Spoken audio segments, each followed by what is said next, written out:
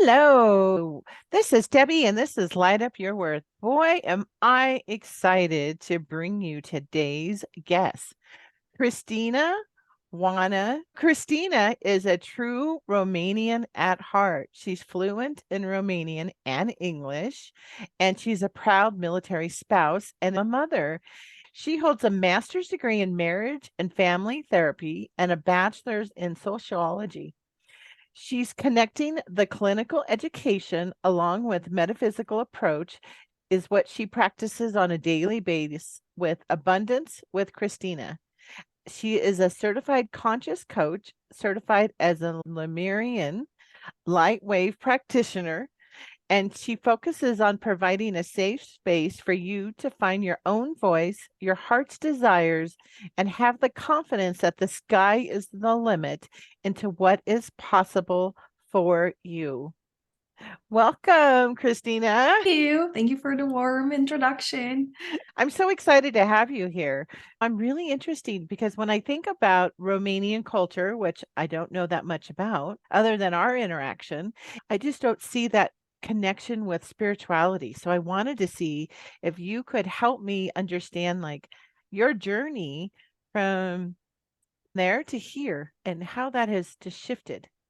There are definitely a lot of stories of witches and vampires and a lot of metaphysical fairies and the folklore. So there are a lot of stories. So I grew up knowing about mermaids and fairies of the forest and that they protect the forest and you want to love the forest. They were from my grandmother telling me the stories, but as I grew up more, it was more religion embedded rather than spirituality. I would say that I was very far away from being any kind of spiritual. Like I refused it, I pushed it away. But as a teenager and in my 20s, early 20s, I wasn't very connected spiritually.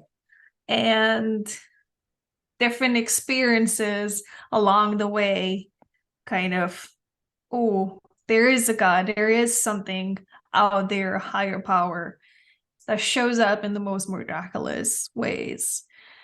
And slowly I went through different experiences, and I would say that my journey towards spirituality started with me stepping into US, not so much in Romania, other than just growing up and being very attracted and wanting to know more about fairies and everything. Then COVID started, and I definitely had a dark night of the soul, and I connected even on a very deep level to what spirituality is to me, for me. I've been a therapist.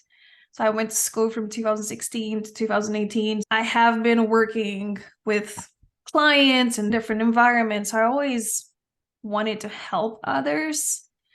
And even now I'm in a private practice group and I am helping others walk themselves back to themselves. And I love the approach of coaching and using Lemurian Lightwave to bring in more magic, to bring that magic as maybe as we believe in when we're children, but we get to depart so much as we are adults and bills and all the seriousness comes in. When you started to talk about the Lemurian, your whole energy shifted.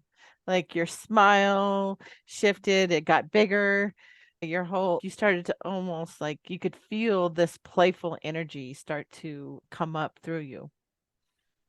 I don't know if you felt that, but I felt it. I think I started connecting more with Lemuria and all parts of what Lemuria is from this past year in 2022. Since I heard the name, I was intrigued. I wanted to know more.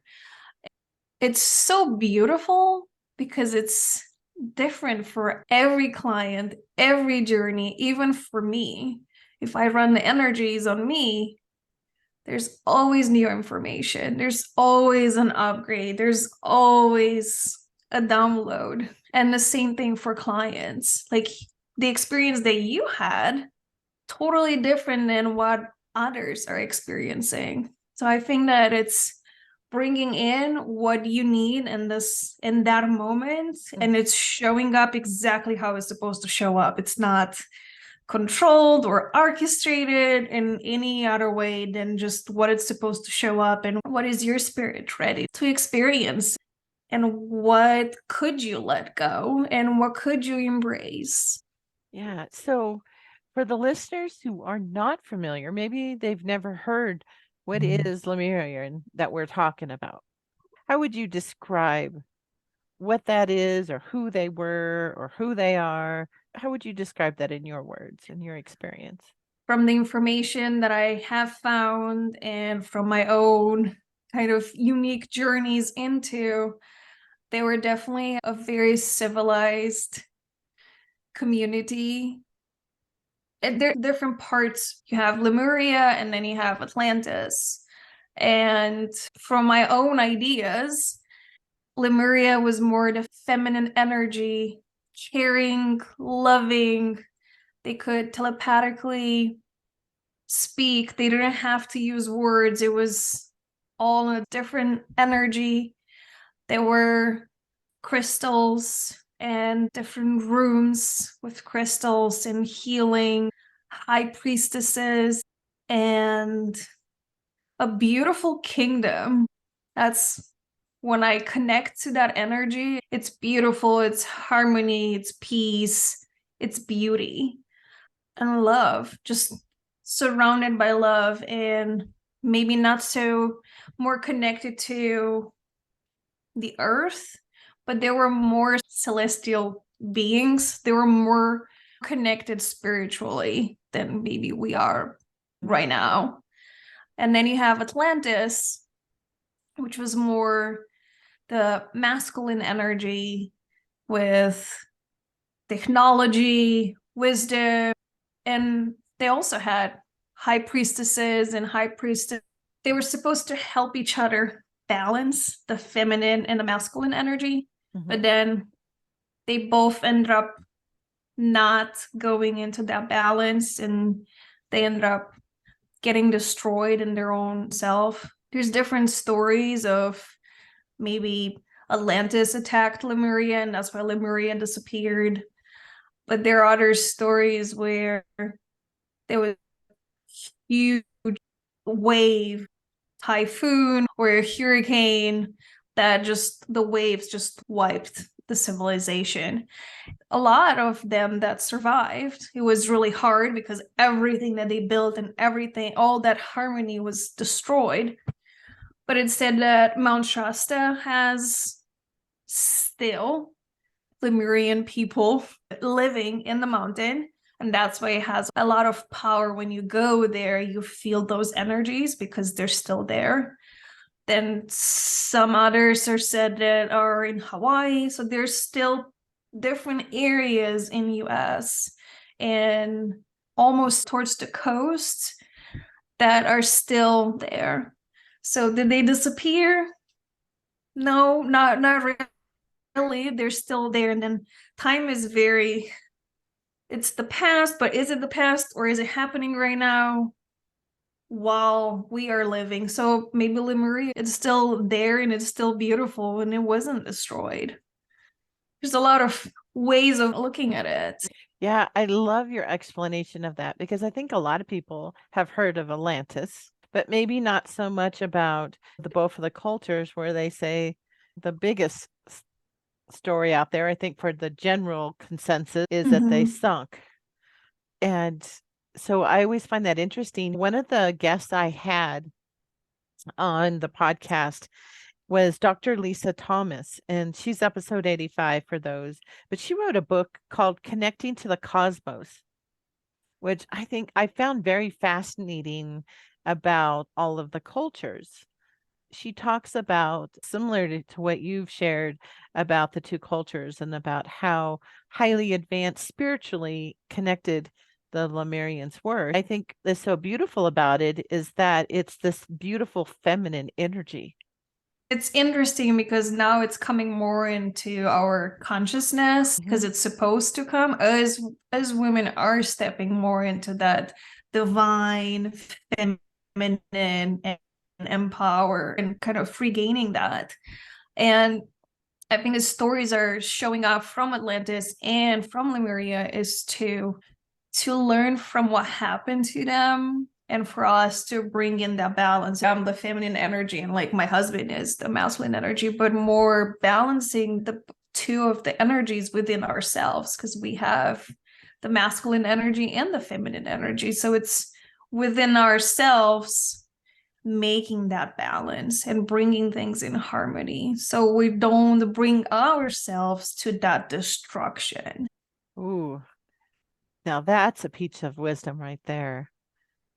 That balance between ourselves of our own feminine and masculine energies so that we're able to take care of ourselves and not destroy ourselves with disease or all these different hardships. And I love that explanation of it and how powerful it is to understand that about what the culture brought to us. So thank you for that. I love those explanations because as you were saying, I had a session last fall and we were remembering about like I was swimming in the flow and with mermaids. Now, and it was really to help me go back into fun and play and not be so serious. And what I find so beautiful about that is I absolutely love mermaids. I actually like dragons too, and unicorns and all of the stuff that you talked about with your Romanian the folklore. But swimming with mermaids, I love water. I love swimming. I love being out by a lake. I like being out by an ocean, obviously with the mermaids. But it was just such a beautiful experience where you just felt really in your own feminine essence and that power that it brought in. And interesting enough, since that, we've had many months since that time. And I do have more play. I've brought in more play into my life. That's And amazing. and it was amazing. When we had this session, I saw a big castle with this huge door, and it must have been the crystals that I seen because I really couldn't describe it. It reminded me of Lord of the Rings. I was talking to somebody, it was probably the high priestess because I kept saying it was like a queen. But it was a high priestess. And we chatted, and then when the session was over, she told me it was over. I'm good. You can go. Like, you don't need any more. I think what's so beautiful about that with the timing with us talking is that I think after any type of work that we do, whether we work with your process or we work with so many of the healing modalities, or even coaching, therapy, is like you need time for your body to actually integrate that upgrade of what has happened in your DNA and your cells. And Yeah, and I believe that was like part of the timing of when I started to add more fun into my life. which is interesting because we were supposed to have the podcast earlier, but then it's so beautiful how things just are being orchestrated. So I wonder if we would have had the podcast earlier, was there not that much fun in your life compared to where you are now in your journey? And I really believe in the divine interaction when things seem more of a struggle to help orchestrate with the timing and how it just all happened. This just happened and it seems more in balance. It seems more flowy than it would have then. And I think it has to do with the integration of the work. I'm very glad to hear that. And it sounds like you're more connected to your own self-guidance and your self-love and what abundance is. It's not just physical money in your bank account and numbers, but more abundance in your life and through joy, through friendships, to things that you love. Mm. If it's reading a book or spending time with a friend, or that is abundance. It is. And I do feel more connected with allowing, receiving and allowing are part of the whole feminine energy. And I just find it beautiful. That's how we're connecting. Tell us more about the Lemurian Lightwave and what that is. So it was channeled by Dora Rodriguez. She was a high priestess in Lemuria, and she channeled this modality. And right now, there are 3 levels. She's about to teach level 3, but I am certified in level 1 and level 2. And I would say it's a beautiful modality and beautiful magical, and I call it modality because it's so much powerful than just being a modality.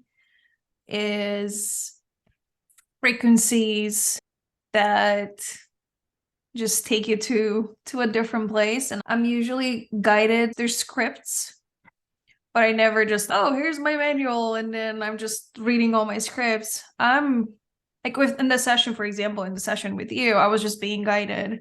So you have to learn to listen to that intuition. So it's almost, was I running the energies, or all the elementals were running the energies? Were the mermaids and the unicorns and the high priestess actually talking to me through me to guide you in the area that you needed to go? So I don't say that I'm in charge, even though I'm the one that's using the voice. I'm not really in charge. I just allow my intuition to just go through for the manual, and then, okay, this is where we're stopping, and I'm just listening to that intuition. And it always worked out. I don't have an agenda, even for a session. There's no agenda. Yeah, I think you bring up an important part for anybody who's actually learning any modality, is that you do learn scripts, like you say, but it's not the scripts. Each of us come to whatever modality people have studied, is that you are still connected in, and you are the vehicle for that energy to come through. You're the conduit for the energy, and the scripts help you get there. And because there are still plenty of things that I read when I'm doing my work, and I've been doing it for years and years. Now, there's some of it that I don't at all. Like, it's just really downloaded, channeled, that you get. And so I think as people are learning, they'll also learn that whole experience. When you see somebody reading something, it's not that they don't know it. It's that you want to uphold, I think, the integrity of the work that you're doing, and it was channeled in and brought in a certain way. Does that resonate with you? Because Oh, that's how I'm thinking about it. 100%. That all the words of the script, the different modalities, they do carry different frequencies. So even when they are spoken out loud to a client, to a group, they carry those higher frequency, and every word has a different frequency. So if it would be just looked into, I wonder where every word of these scripts from the different modalities, not just this one in particular, where do they land, and how higher in that vibration they go. Yeah, because like you say, and all of it comes together on how they've channeled it through Dora, right? Her name was Dora, that you Dora Rodriguez. So what's so beautiful about that is that all the modalities have been channeled for those who aren't familiar with that. Like, you could be in a conversation, somebody could actually say that they've downloaded something, or it's their intuition. That's all channeled, guys.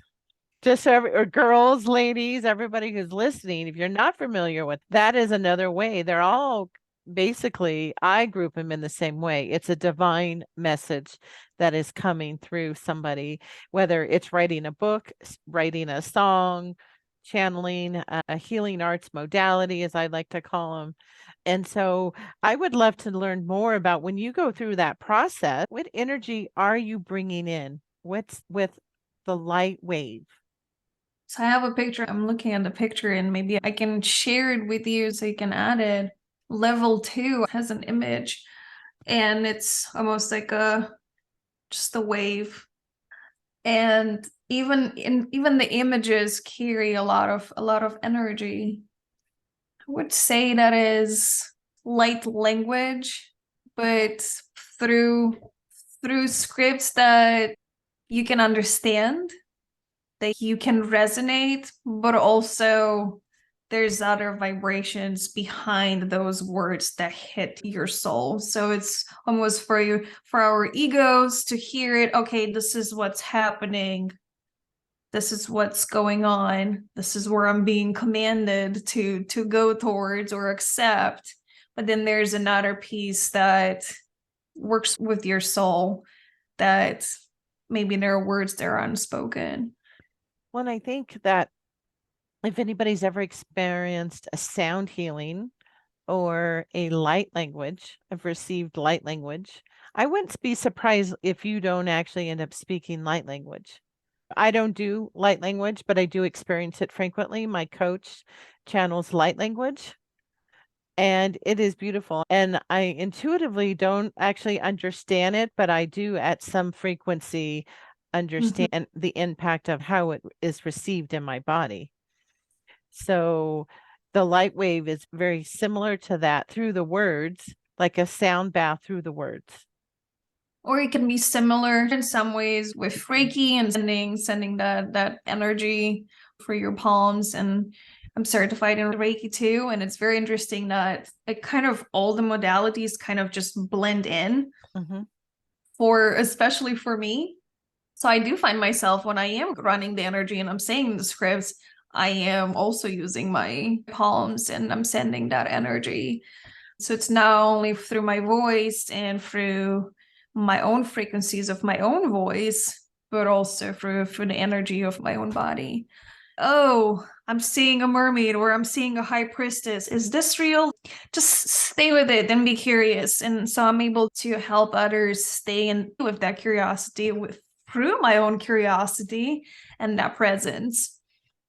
But it definitely gets developed. It gets developed over time. It's not, oh, you got trained in this modality and now, okay, I can do it. It takes, I would say it took years to even get to where I am now, from being a therapist to learning different modalities and going through my own letting go and releasing. And even as a therapist, you have to work through your own issues to be able to be present with your client. So you're not bringing your own hierarchy of this is what you need to do. No, more curiosity and empowerment and collaboration towards the path that they want to take. So that's definitely connected the therapist in me and then the coach in me. They're both interconnected, even though they're both with their own lanes. And Christina, so I am curious to find, I don't know if you feel called, if you wanted to do an activation, the Lemurian Lightwave activation. How is that? What kind of pinging are you getting on that? Or are oh you yeah, at all? oh yeah, I am. Give everybody just a little taste of, What we've been talking about. yes, because sometimes it's when you look at a picture and you see somebody put their feet in the water and you're like, ooh, you're bringing back the memory of putting your feet in the water. But what if you've never put your feet in the beach? So you don't know what that water feels like when the coolness of it or the stones under your feet. And I think it really helps people take it from a conceptual thing into their heart focused of what a And difference it could make. absolutely. So I will lead everybody, the listeners, into a meditation. So if you can close your eyes if you want Okay, to, I or will. or just be present. And I want you to take a deep breath and center yourself. And if your body needs adjusting, just trust your body that maybe needs some adjusting. And continue focusing on your breath and bring that center into your heart. Bring all the parts and pieces of you that have been scattered, washing them clean in Lemurian light. Start to bring your energy down, a golden cord of light that is coming down your spine and through the layers of earth, soil, sediments, or ocean. Anchor your energy into the center of Gaia, reconnecting to her loving, pure energy. And bring this energy up with you through your roots, into your feet, and into every cell of your body. Now imagine yourself expanding into the room you're currently in, then into your building or home, and the entire planet, until you're as big as the universe, until you're reaching into the layers of the light, past the universe, where you reach the plane of creation. I wish to open the Lemurian Akashic records now. For anyone listening, now and into the future, please assist me. Lemurian being guided to Rana the Gunk, the Lemurian dragons, just serves to release lower energies from the energy field. And we're calling on to the Lemurian dragon friends. In the name of all of Lemuria, it is commanded a Lemurian dragon degunk now. For the listeners in the future, thank you. It is done. And this helps to clear anything that doesn't serve the collective and personally for every listener. So now it feels like fizzles out. Yeah. Yeah. Just slowly. Still running, but it's interesting that you opened your eyes. So you might feel the energy differently so for all the listeners, they might just, every person will get every piece of tingling or not, or a visual or anything that could work for them. It's not a all size fits all. It's just be present with what's coming up for you. Yeah, it's beautiful how it can be so different for all of us. Like I just saw a whole group of elemental dragons come greet me. Got to get on the back of one and kind of play around, and then they dropped me off. And then they were just faded away right where I could no longer imagine or feel them. And that's when I opened my eyes. I love dragons. It's beautiful. So maybe others that are listening in, they can write on your podcast with their experiences. Yeah, I would love to hear their experiences after they've listened to this, to write us in and let us know when we share it, even on social. Like, just share what your experience was with the dragon energies. Thank you for running that. It was so beautiful. Thanks. I do want to run another one. It's a cleanse. And of course I was guided to it. I didn't Yeah, not planned. I'm not planning it. I'm going where I'm being guided, and is a love cleanse. So we can all use a little bit of love. Yeah. Self-love or just love Yeah. all around in general. Yeah. All we need Whatever is love. whatever love means for every person, because we all have different variations and of definitions of what love is. In the name of all of Lemuria, it is commanded to run a love cleanse on anybody listening now and in the future. Thank you. It is done.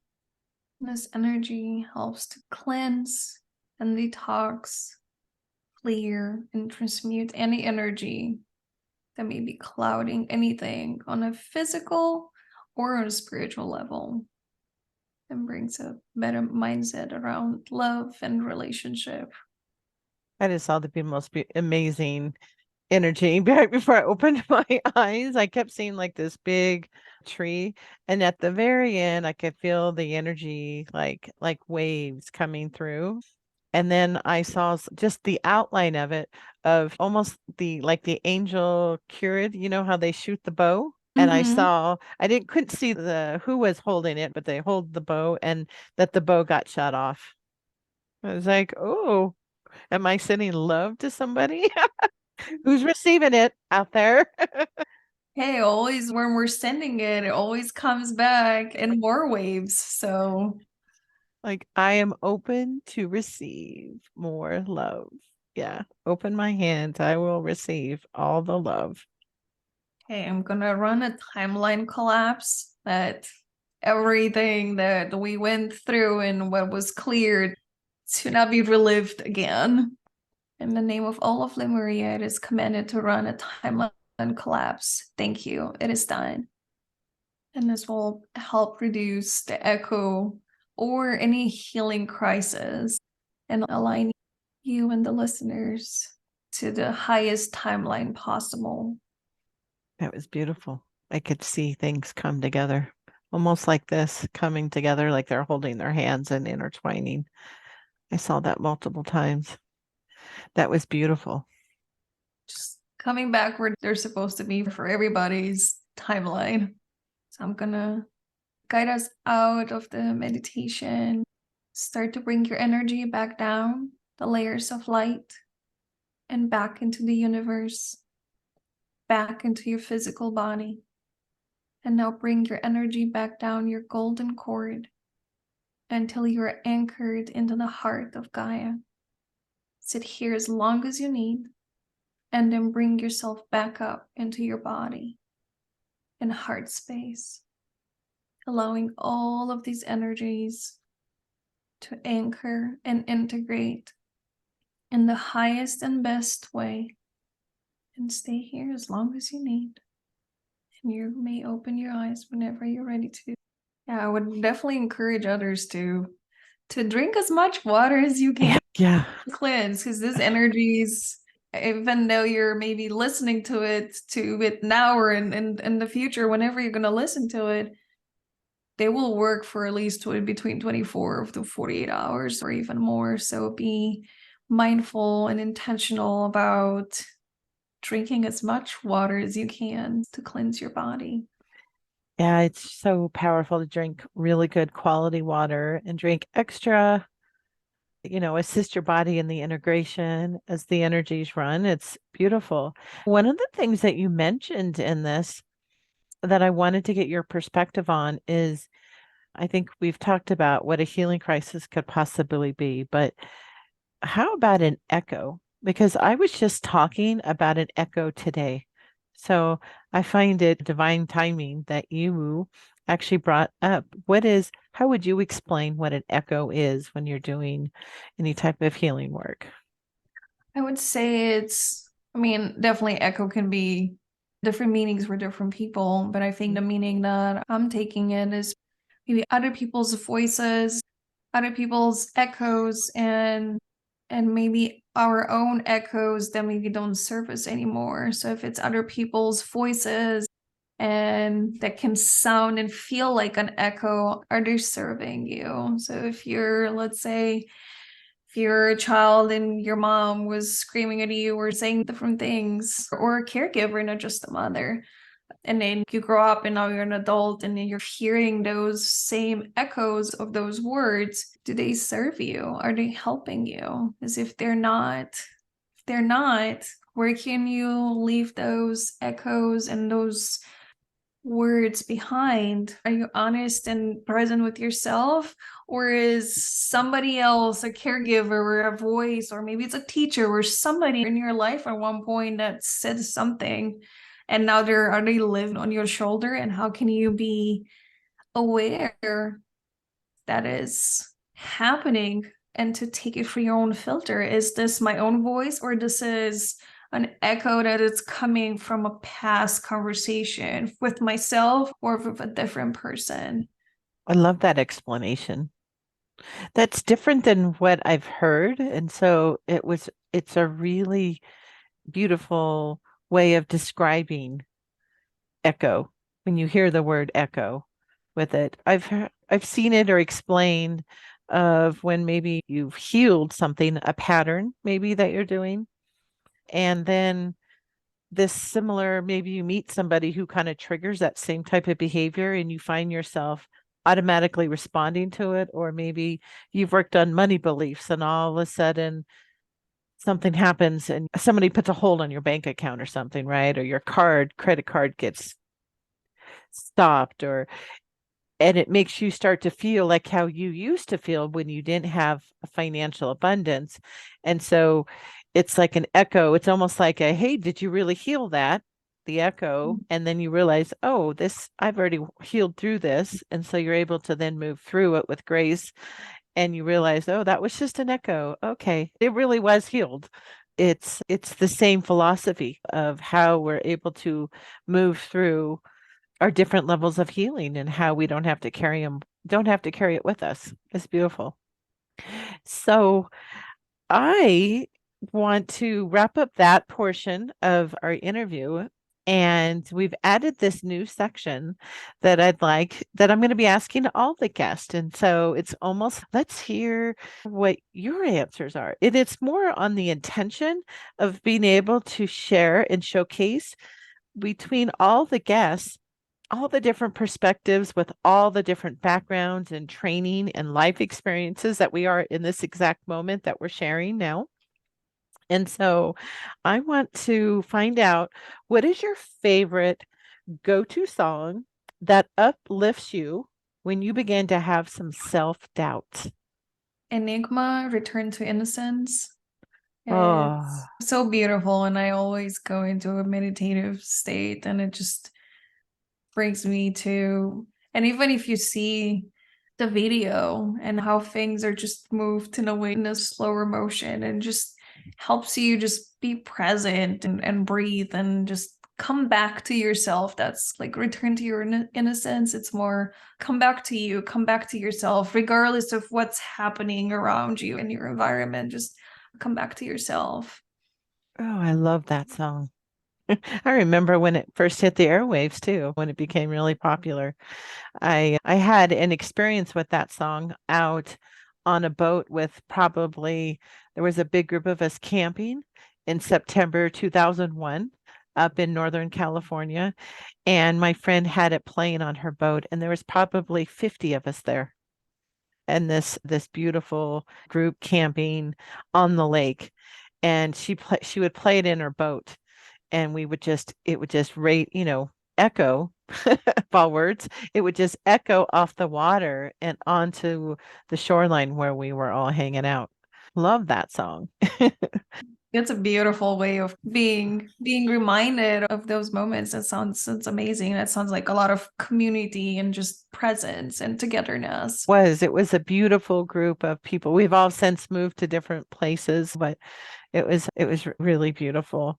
So what would you tell your younger self about your self-acceptance? Trust that where you are, you're exactly where you need to be. Not ahead, not behind. Just trust yourself that where you are, it's okay. That's a powerful message. We can get caught up. Yeah, we can get fixated on the things that happened to us in the past, or I will be happy when, and then go into that kind of anxious state of, and also what ifs, but more bring yourself to and honor where you are right now in your journey, regardless of where you are. Yeah, that's what I would tell. That's what I would tell my younger self, because you're always looking for other things to happen or keep on happening.